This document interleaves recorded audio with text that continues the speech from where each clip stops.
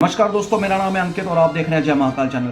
दोस्तों, मैं आज जिस विषय पे बात करने वाला हूं वो क्या भारतीय आर्मी चीनी सेना को टक्कर दे सकती है? जी बिल्कुल दे सकती है। हमारे मीडिया सोर्सेज ये कहते हैं कि जी चीनी सेना जो है नंबर में बहुत ज्यादा है।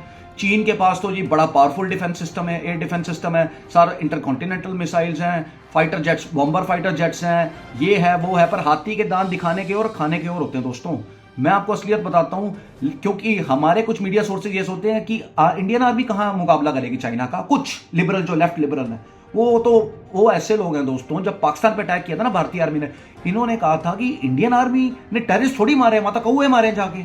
और कुछ लोग हमारे ऐसे पब्लिक में भी हैं जिनको भारत में सिर्फ कमी दिखती है, क्योंकि ये चले जाते हैं कंपैरिजन में। इनको लगता है भारत में गरीबी बढ़ी है, भारत का तो डिफेंस भी कमजोर है, भारत में बेरोजगारी बढ़ी है, इनको सिर्फ भारत में तमकीद करनी है, चाहे इनको सोने की सड़कें बिछा दो। ऐसे लोग हैं हमारे देश के अंदर, ठीक है। ऐसे लोगों को कुछ नहीं कर सकते। मैं कुछ लोगों की बात कर रहा हूं। अब दोस्तों, मेरे हिसाब से भारतीय आर्मी बिल्कुल मुकाबला कर सकती है और चीन से बेहतर परफॉर्म कर सकती है। मैं आपको बताता हूं, 1962 को लेके उछलते हैं ना चीन वाले। 1962 में दोस्तों चीन ने हमला किया। मैं आपको बताता हूं, थोड़े ब्रीफ, बिल्कुल छोटे ब्रीफ में बताऊंगा आपको मैं। वो क्या हुआ था, पेंगोंगसू, डेमजोक, गलवान, पेंगोंगसू के अंदर जो दौलत बेग गोल्डी के अंदर जो है चाइनीज आर्मी आ गई। 18 नवंबर की बात है, टेम्परेचर था -30 से -40 डिग्री, ठीक है दोस्तों। इन्होंने कर दिया अटैक, भारत की चौकियों पे चौकियां गिर रही थी। उसके बाद रचांगला एक पोस्ट है, वहां पे हमारे 122 जवान, ना हमारे जवानों के पास प्रॉपर आर्टिलरी, ना विंटर क्लोथ्स, ना ऑटोमेटिक गन्स। दूसरी तरफ चीन के पास ऑटोमेटिक गन्स, प्रॉपर आर्टिलरी और पूरा फूड और विद विंटर क्लोथ्स। हमारी ऊपर से ऑर्डर आया कि तुम कैसे लड़ोगे, वो 3000 और इक्विप्ड, और तुम्हारे पास तो प्रॉपर आर्टिलरी भी नहीं है, तुम कैसे लड़ोगे, ना तुम्हारे पास सर्दी के कपड़े हैं। हमारे मेजर साहब ने, जो कमांडर साहब ने, उन्होंने कहा मैं और मेरे जवान हम डट के खड़े होंगे। दोस्तों, 122 ने चीन की 7 बारी चीन ने अटैक किया, 7 बारी लाशें बिछा दी चीन की। उसके बाद दोस्तों, जब इनके पास एम्यूनिशन खत्म हो गया ना, ये लड़े दोस्तों बट के साथ। जब बट से लड़ना बंद हुए तो ये लड़े बैनेट के साथ। बैनेट होता है जो नुकीली चीज होती है ना बंदूक के आगे, उसके साथ। जब इन्होंने पेट में मारे ना वो बैनेट चीनियों की जैकेट इतनी मोटी थी, वो बैनेट टूट गए। उसके बाद ये लड़े पत्थरों से। जब पत्थरों से बंद किए तो हाथ से। ये भागे नहीं दोस्तों, हमारा एक एक जवान वीर गति को प्राप्त हुआ और वो सीमा छोड़ के नहीं भागा। ये हमारे और चीन की ऑटोमेटिक हथियार, उनके पास ऑटोमेटिक हथियार, हम निहत्ते लड़े उनके साथ, ठीक है। आप किसी का भी इंटरव्यू उठा के सुन लो, आप बख्शी साहब का सुन लो, आप गौरव आर्या का सुन लो, ये आपको सारा का सारा जो रियलिटी वो मिल जाएगी आपको, चाहे नेट पे सर्च कर लीजिए जाके।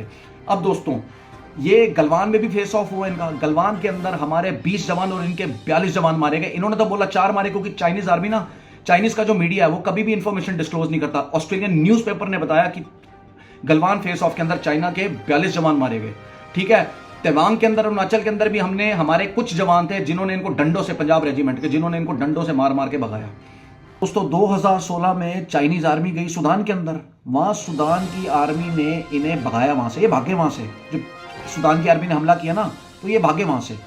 अच्छा, अब उसके बाद दोस्तों, इनके जो बड़े बड़े अफसर है ना, वो अपनी काबिलियत से नहीं बने, वो बने रिश्वत देके।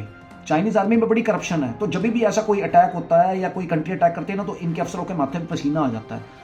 अच्छा दोस्तों, वियतनाम और चाइना की जब लड़ाई हुई ना, चाइना करता था कि वियतनाम ने कंबोडिया का इलाका कब्जा किया हुआ है, चाइना ने कर दिया हमला। चाइना ने कंबोडिया के इलाके पे रखा तो सही 1 महीने कब्जा करके, लेकिन वियतनाम ने छुड़वा लिया। इनकी फोर्सेस वहां से भी भागी 1 महीने के अंदर अंदर, क्योंकि चाइना ऐसा देश है कि जो किसी इलाके पे कब्जा कर ले वो इलाका नहीं छोड़ता। लेकिन ये पुष्टि ये करते हैं कि जी हमने जो है वियतनाम को हरा दिया था। अगर वियतनाम को हरा दिया था तो कंबोडिया का इलाका क्यों तुमने छोड़ा है? वो तो वियतनाम के पास था, तो वियतनाम के पास वापस चला गया। और तुम ऐसे कंट्री हो कि तुम छोड़ने वाला नहीं हो जब तुम कब्जा कर लो किसी का इलाका। अब दोस्तों, LAC से भी इन्होंने विड्रॉ किया। अब दोस्तों, ऐसा क्यों है?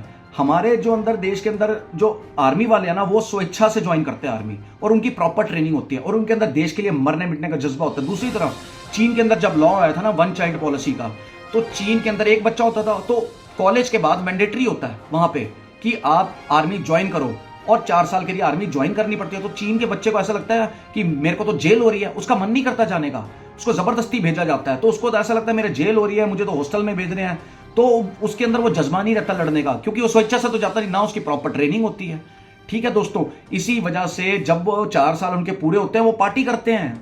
उनकी रेजिमेंट में पार्टी होती है कि शुक्र है हमारी ये नहीं कहते कि हम फौज से बाहर जा रहे हैं, हम ऐसा लगता है कि हम रिहा हो रहे हैं। और इस वजह से दोस्तों उनकी आर्मी के अंदर वो मर मिटने का जज्बा नहीं है।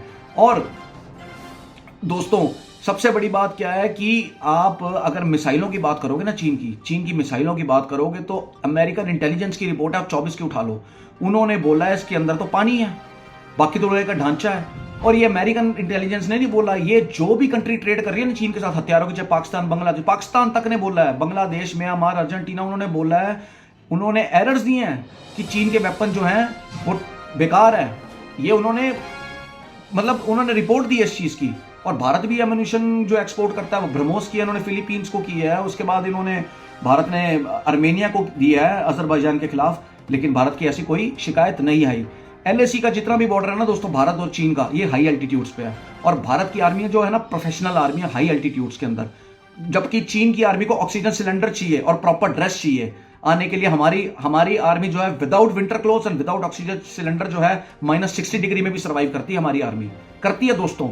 आपने हमेशा सुना होगा कैजुअलिटी होगी चाइना में, लोग चाइनीज पीएलए के जो जवान है वो मर गए ठंड से, ठीक है दोस्तों। और जो इनकी मिसाइल्स हैं वो दुनिया ने इसकी रिपोर्ट कर ही दी है।